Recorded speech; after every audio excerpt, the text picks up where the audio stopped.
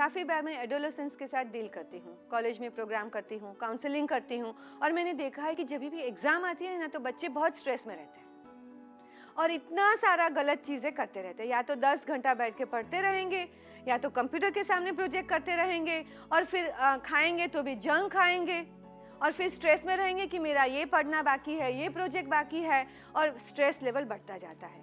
दूसरी तरफ से पेरेंट्स का भी प्रेशर रहता है क्योंकि करियर का सवाल होता है तो कहते हैं कि अच्छे से पढ़ो, इतना रिजल्ट आना चाहिए, यहाँ पे एडमिशन मिलना चाहिए, ये कोर्स करना चाहिए। तो हर जगह से फिर बच्चे प्रेशर में आ जाते हैं। एक तो पीयर प्रेशर रहता है, फिर एजुकेशन प्रेशर रहता है, पेरेंट्स प्रेशर रहता है, पढ़ाई का प्रेशर रहता है। तो क्या किया जाए? तो देखा गया है कि आजकल 20 साल में 25 साल में बच्चों को ब्लड प्रेशर हो जाता है, कितनी सारी बीमारियां लग जाती है, नेक पेन हो जाता है, आई स्ट्रेन हो जाता है। क्यों हो रहा है ये सब? वैसे तो देखा गया है कि बच्चों को लाइफ एंजॉय करनी चाहिए, तो हम एंजॉय क्यों नहीं कर रहे हैं? तो as a child, as a adolescent person, as a young working person, you need to enjoy your life, you need to plan for it, you need to manage your stress. तो youngsters अपना stress कैसे manage कर सकते हैं जब भी उन्हें पढ़ाई करनी होती है, उसके बारे में मैं थोड़ी सी टिप्स दे देती हूँ। आप कभी भी एक जगह 1 घंटे से ज़्यादा बैठ के मत पढ़िए। जैसे ही 1 घंटा हुआ अपनी कुर्सी से उठ जाइए, फिर कुछ भी 5 मिनट के लिए कुछ और करिए।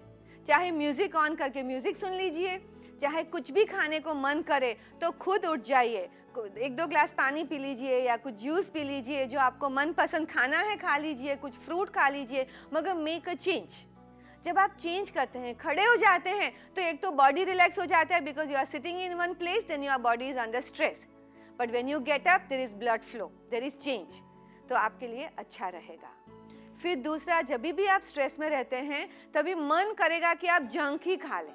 तो जब हम जंक खाते हैं तो हमारे दिमाग में जो न्यूरोकेमिकल्स है उसका लेवल कम होता है। तो आपको खाना भी ऐसा खाना चाहिए जो आपके दिमाग में न्यूरोकेमिकल्स का क्वांटिटी और क्वालिटी बेहतर करे। तो आप खाने के बारे में ख्याल करें, ऐसा नहीं करें कि बहुत ज़्यादा खा ले और जंक खा ले, और ऐसा भी नहीं करें कि भूखे भूखे बैठे बैठे पढ़ते ही रहिए और सिर्फ चाय कॉफ़ी ही पीते रहें। दोनों मत करें, मगर बैलेंस रखें। कुछ चीज़ें ऐसे खाएं जो आपको पसंद हो और कुछ चीज़ें ऐसे भी खा लें जो आपके ब्रेन के लिए, आपके बॉडी के लिए अच्छी हो।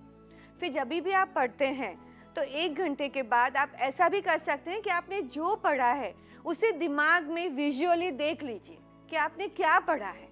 5 मिनट के लिए भी रिलैक्स हो जाइए, बाद में उसे विजुअलाइज कर लीजिए। तो आप देखेंगे जो विजुअल मेमोरी है वो आपको एग्ज़ाम के टाइम में भी बहुत ही यूज़फुल होगी। वही चीज़ें आपको दिखने लगेगी, आपको क्लैरिटी ज़्यादा रहेगा, कॉन्फिडेंस ज़्यादा रहेगा, आपकी एग्ज़ाम ज़्यादा बेहतर जाएगी। तो even students need to manage this stress. जब भी पढ़ते हैं तो अच्छे से पढ़िए, बीच बीच में रिलैक्स हो जाइए, थोड़ी फिजिकल एक्टिविटी, थोड़ी exercise even during exam time भी करते रहिए, क्योंकि your body needs stretching, your body needs better blood flow, your body needs better strength and your brain needs more blood.